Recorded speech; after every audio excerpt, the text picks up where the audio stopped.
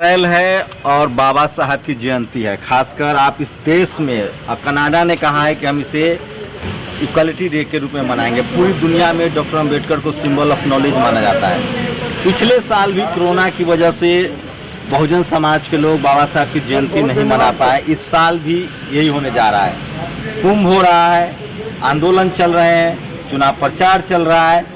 बाबा साहब की जयंती को लेकर सरकार को आपत्ति और संसद भवन जहां हर साल लोग बाबा साहब को माल्यार्पण करने आते थे, उनको अपना श्रद्धांजलि देने आते थे, वहां भी इस बात तो क्या ये साजिश है या प्रयोग है?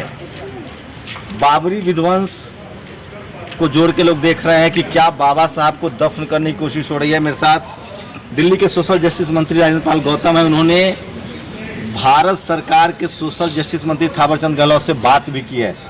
क्या बात हुई थी आपकी सोशल जस्टिस सेंट्रल केंद्रीय मंत्री से?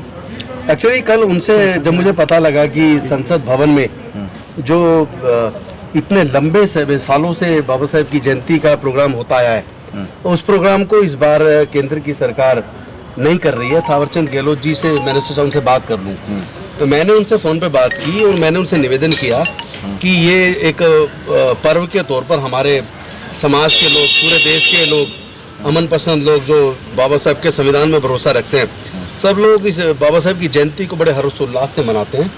और मैं समझता हूँ कि इसको कम से कम अगर पब्लिक के लिए नहीं खोलना था तो सांकेतिक तौर पे उस प्रोग्राम को कैंसिल ना करके उसको मनाना चाहिए था, जिसमें थावरचंद गहलोत जी कम से कम आप फूल चढ़ा देते, कुछ और MLAs को बुला लेते, कुछ सांसदों को बुला लेते, कुछ संगठनों के खास लोगों को बुला लेते, तो कम संख्या के लोगों को बुला के फिजिकल डिस्टेंसिंग का पालन करते हुए, जो कोविड नॉर्म्स हैं उनका पालन करते हुए कम से कम प्रोग्राम तो होना चाहिए था।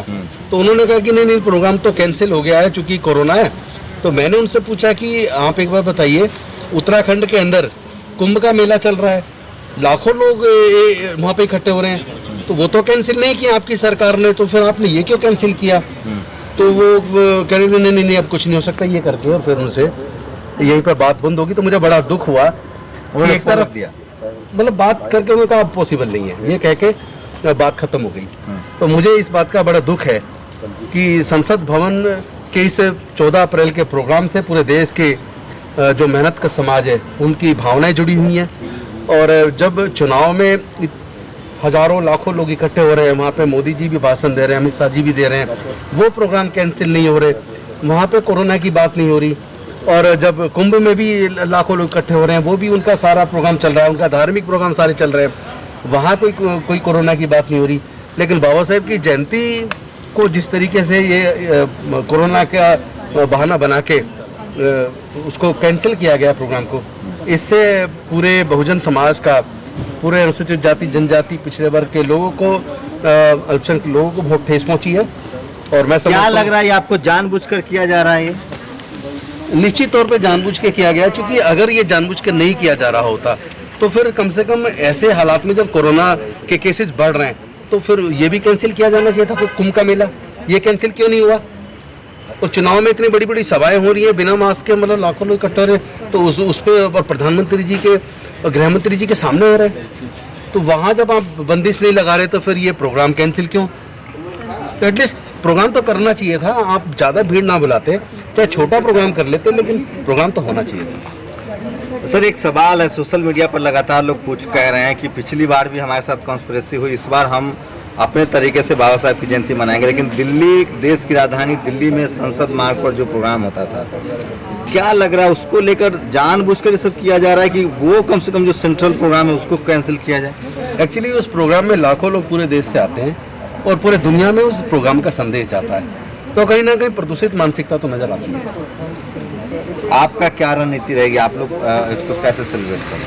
हम लोग तो अपने यहाँ सेलिब्रेट कर ही रहे हैं। दिल्ली की विधानसभा में भी जैसे प्रोग्राम हर साल करते हैं इस बार भी कर रहे हैं, अपने घर पे भी करते हैं और अपने अच्छे मित्रों को सबको बुलाते हैं, तो अभी भी करेंगे। अच्छा, ये भी हो गया बाबा साहब की संसद में भी वो नहीं आ रहे हैं लोग, सांसद जमा नहीं होंगे जो बाकी दिनों में होते हैं। इसीलिए तो मुझे ज़्यादा दुख हो रहा है कि अगर आपको मान लो कोविड की वजह से पब्लिक को आपको नहीं आने देना था, तो कम से कम आप सांकेतिक प्रोग्राम करते, आप खुद होते, कुछ सांसद होते, और जो भी आप जिन खास लोगों को बुला के कम से कम एक जो प्रथा चली आ रही है, कम से कम 70 साल से चली आ रही है, वो तो लेकिन प्रधानमंत्री ने कहा है कि हम फुले जयंती 11 अप्रैल से लेकर और 14 बाबा साहब की जयंती तक इसको टीका नहीं, ये मैं देख रहा था कि जब से मूर्ति लगी है तकरीबन मतलब 52 सालों से तो लगातार प्रोग्राम होता है।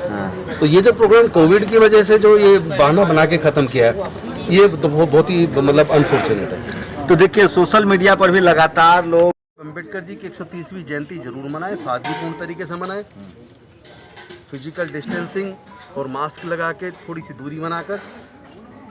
कल शाम 7:30 बजे 14 मोमबत्तियां या दीपक जलाकर आप अपने पूरे परिवार के साथ इस पर्व को पूरे उत्साह के साथ मनाएं, घरों में रोशनी करें।